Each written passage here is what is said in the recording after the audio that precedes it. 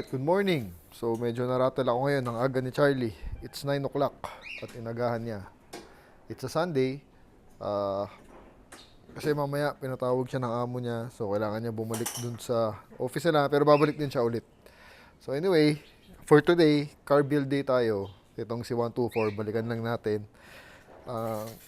Ang objective for today is yung spring. Papalitan natin yung spring sa harap kasi medyo mababa siya, nataas na kasi niya kaya hindi ko na napakita. My issue with the spring is medyo tabingi, mas mababa ditong side compared dito, tapos mababa, sa sobrang baba niya sumasayad yung bumper minsan pag di ka maingat. So iniingatan ko yung bumper na yan dahil AMG yan, so baka mabasag, no? And ito yung mga binili nating parts, second hand lang na stock springs. So puputulan natin mamaya. And sinabay ko na yung sway bar kasi meron naman available yung nagkakatay, yung friend natin. So baka this one is better than this kasi medyo sumasayaw to ito. So mamaya makikita ni Charlie kung sira yung sway bar na yun o hindi, kung mas maganda yun. Tapos silipin mo na rin yung tie rod kung kailangan palitan habang andyan ka na, para next time bili tayo. Ang tie rod nito hindi mo mabibili ng isa. Linkage to. Linkage? Oo, Mahaba. Tinan mo lang kung may play na to. Mukhang may play na. Sumasayaw eh. Pwede. No? Wala kang mabibili na isa niya. Kay Delidor. Baka si Delidor meron. Kasi masamang masama yung steering nito. Sumasayaw. She's dancing all over the place. So, pwede rin sa mugs. Yung mugs din pala. Ito kasi naka 18s when we got her. Kinulayan lang namin ang black. So, ito. Meron tayong 16s. Ito. 205, 55, 16. Second hand lang. Pati yung goma kasama na. Nakuha natin kay Easy. Thank you, Easy. Tapos kinulayan lang ni Charlie ng black. Niliha. Tapos in-spray paint. So, try ko ikabit dyan. The issue kasi, nalalakihan ako masyado sa 18. Feeling ko mas bumibigat yung kotse. Tsaka yung ride nga, yung habol ko. So, testingin ko lang kung mas okay ang ride ng 16. Tapos tingnan natin ano magiging itsura. No? Kung babagay ba o hindi. Anyway, it's just an option, no? Ayan, so binibilis na ni Charlie. Tinatanggal niya yung spring. Hello, ano ka? So, ginawa na namin to sa 190E. In case you haven't seen the video. Sa labas siya eh. Ayun, andun. Pinalitan din namin yung spring stand sa harap. Pinutol din namin. So, ayan. Nirarush lang niya. Tapos mamaya-maya, pag alis ng spring, tinan natin. Kasi putol na rin yan eh. Nakuha namin putol. So, tinan natin gaano kaiksi yung putol nila. The spring is out. Walang damp. Asan yung sa kanya? Ito? Itong magkano. Ayun, umaiksi ah. Hindi, nakakompress. Nakakompress. Oo. Hindi ko may lalabas pag di kinumpress. So, ikakabit na natin yung damper. Goma lang. Oo. O, tingnan natin. Hindi raw pinutulan, sabi ni Charlie. Origi. Walang cut. Wala daw cut. No? So, walang damper. Pinalis yung damper para mag-low. Pero nakaganon siya. Yung kabila mas mababa eh. So, tingnan natin. Kabit na lang namin to. Yung nabili natin na may damper. Tingnan natin ano magiging itsura. natin itong bago. Andyan eh. Baka sira na rin yan eh. Yung luma. Yun lang yun. Ito nga rin. Mas okay. Pero unahin mo to, no? Hindi, sabay na yun. Sabay na. Inaalis ko lang.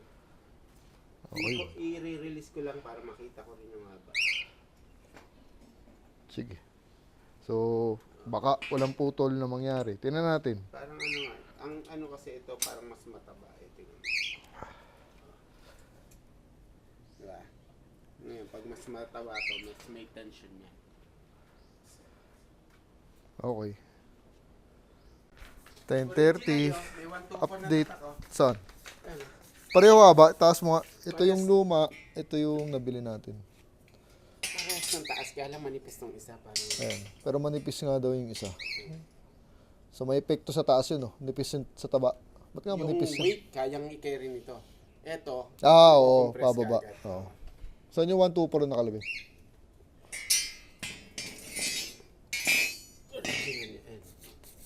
Yun, may number. So, wag muna namin lagyan ng damper siguro. Kasi baka masyadong mataas kung may damper. Try namin as is. Hindi mo kayang anin to. Ang hirap kasi dito, trial and error hanggang makuha mo yung height na gusto mo. Tingnan mo yung bilog, mas mabukol po kasi mas mataba. Huwag natin lagyan damper. Baka sakto na yun. Linisin ko lang konti. Kaya niyang buhatin Oo, dyan. hindi bababa, hindi magko-compress, no? Oo, pagka ito tatas lalo. Ano rin to, mga medya rin to. Makapal din itataas yan. Mm. Kasi yung dati, nagkabit kami sa 190E, yung sa labas. Yung unang lagay namin, walang putol, sobrang taas.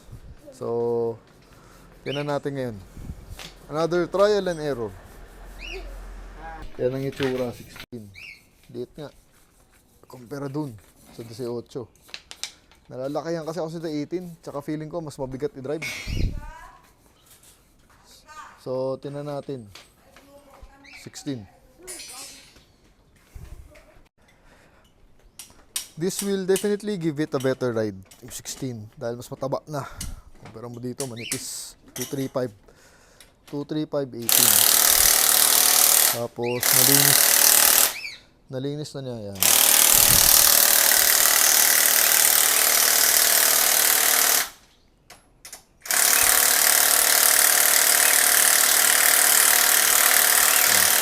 Kino-compress, babalik na doon. So sana makuha ng one try, no? Yung height na gusto namin. Kasi hassle magbaklas-baklas eh. Yan ang talo mo lang dyan eh. Hindi mo naman pwede putulan agad. Kasi paano kung mas mababa? Wala ka na magagawa doon. So the best way talaga, trial and error. So takes a lot of patience. So hindi siya simple. Matrabaho din. Then uulitin niya sa side na to. And yung tires kasi na to, may singaw, tapos dry rotted na. And sobrang tagal na. 2010 pa. So, expired na expired to.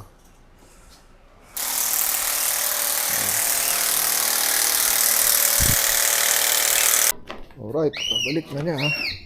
So, moment of truth. Tingnan natin mamaya. Hindi, babaklasin pa pala yung sa other side. So, one down. One spring in. Here's the carnage. Ayan. Here's the old mugs, the 18s, and the 16s. Laki ng diferensya. So, actually, yung likod baka masyadong tumaas. Baka putulan din natin. Tingnan natin. Malalaman namin paglapag ng auto. No? At least, ang sinisave ko talaga dyan is yung bumper. Para hindi ako sasayad. Lalo na pag pa-incline yung daan. Dito minsan sa bahay, sumasayad ako eh. Pag paakyat or pababa. Right, one in. Yan. So right side in. Ayan yung itsura. Ganda na suspension ng Benz, ano? Multi-link during that time. Yan ang advance. Pero yung mga arm, kailangan na rin namin palitan. Pero assembly siya. Buo. Yung mga goma, sira na rin eh. So, sa susunod, mahal siguro to. Malaki kasi yung arm. Ano? Tingnan mo yung pagkakabilt dito sa kabila. Busog. Lapat? Hindi, mas malaki yung built-in spring. Malayo no yung spring. Malayo.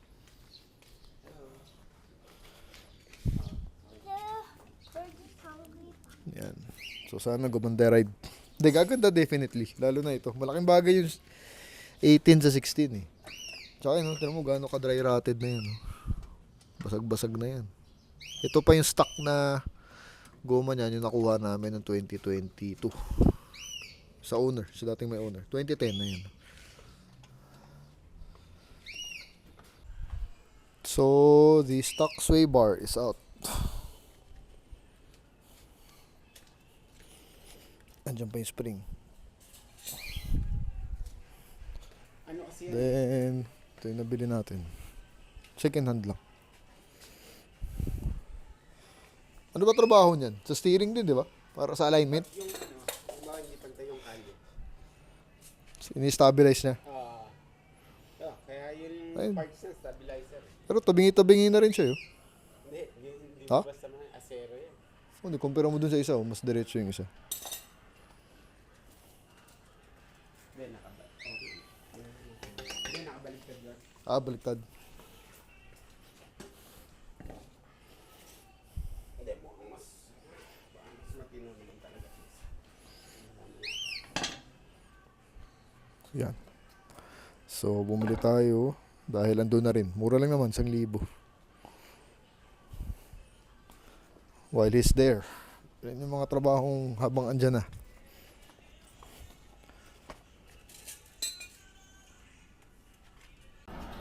$12, second spring out. Ayan. Wala na yung spring. Yan yung stock. Masan? Yan yung nakakabit. Ito na yung kakabit natin. May tinanggal pa. Ito pa din. Ayun na yung binili. Ito yung binili. Oo. Ayun na, kakabit na. Spring number 2.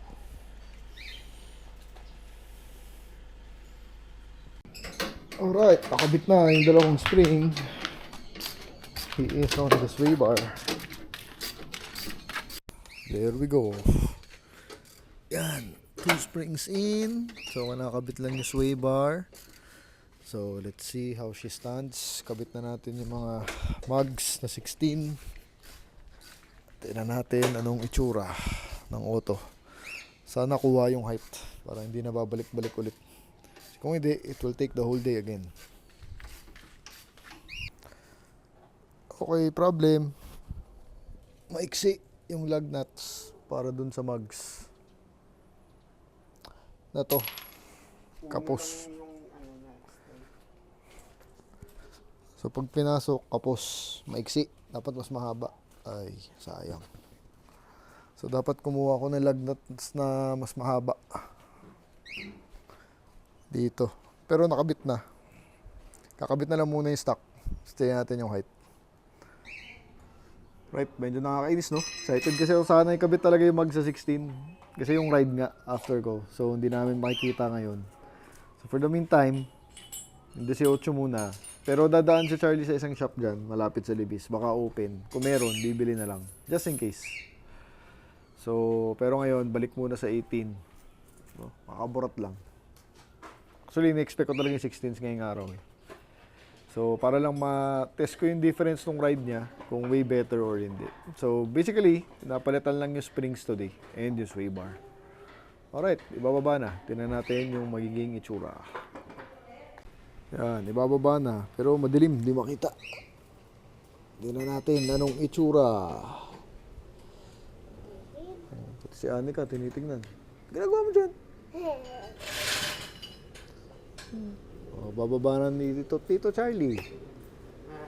Ay, isipin ko. Ganun pala, no? Pati pala yung lug nuts, di naman namin naisip. Kailangan i-gulong yan para Mataas yan. para pumunta. Ayun na ba yan? Ha? Nakababa na? Kababayan, kaso naka-foot brake ka, so hindi yan pupull down hanggat di mo binubulong. Kailangan i-gulong. Baka magpuputol ka. Yan. Sobrang taas, pero igugulong pa namin.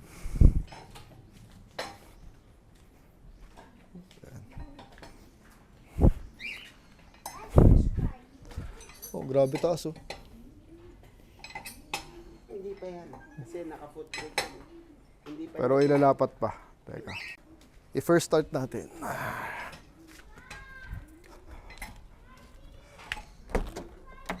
Ay. Yan, here's the key.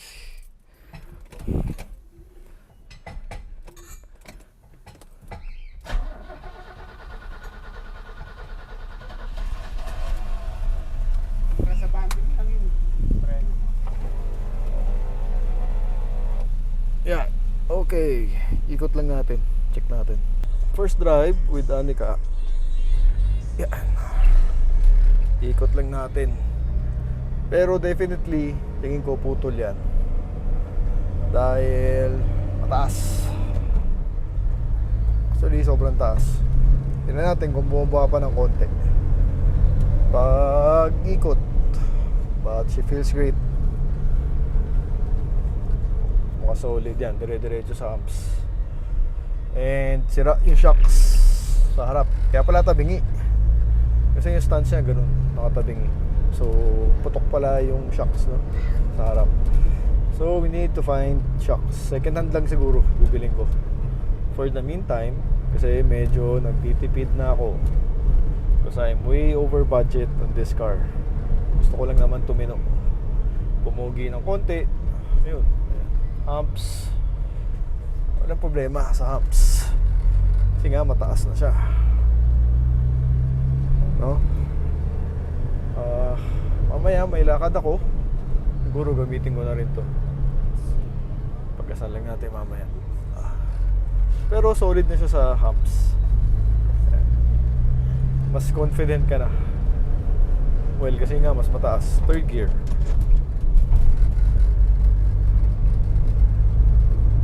Ayan, o. Radyo, kinabit natin. Malakas pa rin ang matak sa kaliwa. So papadaanin ko si Charlie dun sa shop Deludor, actually yun eh. Malapit lang sa amin yun eh, sa may Libis. Baka bukas sila. So kung baka may lug nuts para makabit natin ngayon yung mugs na 16ths. Hindi naman namin akalaing you'll be needing bigger lug nuts pala, no? So right. Uy, namamatay RPM. Kaya